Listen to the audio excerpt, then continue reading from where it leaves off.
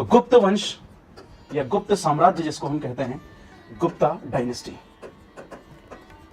अब देखिए, सबसे पहले मैं हमेशा एक बात बताता हूं कि जब भी आप कोई वंश या कोई डायनेस्टी पढ़ें तो उसको पढ़ने से पहले 3 चीजें बेसिक पढ़ ले, जिनका एग्जाम में सीधे जहां से क्वेश्चन आते हैं।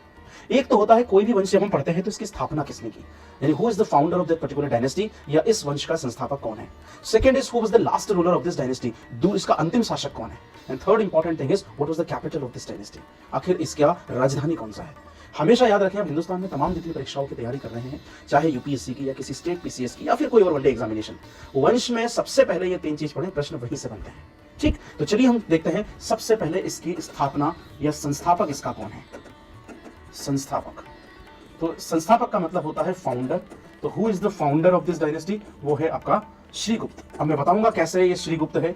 और एक चीज मेरी हमेशा याद रखना, इन सब के नोट्स आपको सॉफ्ट कॉपी में मिलेंगे, तो ये भी आपको टेंशन नहीं लेना है। हालांकि फिर भी मैं कहता हूं कि जो क्लास में हम लिखवाते हैं या पढ़ाते हैं, अगर ये एज इट इज आप स्क्रीनशॉट लेने या नोट्स बना ले तो वो तो उससे अच्छा कुछ भी नहीं है, तुरंत इसके रिवीजन में कम समय लगता है।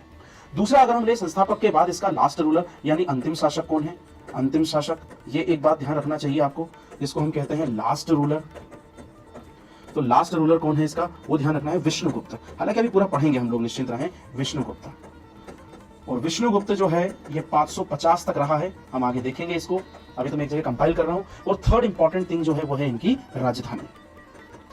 और राजधानी की बात अगर मैं करूं तो ये क्या होती है, कैपिटल। तो क्या कैपिटल है इनकी, इनकी कैपिटल है पाटलिपुत्र। ठीक है, ये 3 चीजें हैं, मैक्सिमम टाइम जो क्वेश्चन होते हैं वो यहीं से पूछे जाते हैं, आपको ध्यान रखना है। संस्थापक कौन है, अंतिम शासक कौन है और राजधानी कौन सी है। अब ये तो हो गई एक बेसिक जानकारी। अब सबसे पहले हम देखते हैं ये गुप्त आए कहां से। अब जितने हमने पुराने टॉपिक देखे, अगर आप लास्ट देखेंगे पोस्ट मौर्यन पीरियड यानी मौर्योत्तर काल में, तो हमने एक वंश पढ़ा है कुषाण वंश, जिसको कुषाण डायनेस्टी कहते हैं। उसी कुषाण डायनेस्टी में वासुदेव एक अंतिम महान उसका राजा था। उसके बाद भी कुछ राजा हुए हैं, जैसे वशिष्ठ हुआ है, तो राजा तो और भी हुए हैं, लेकिन वो बड़े कमजोर शासक थे।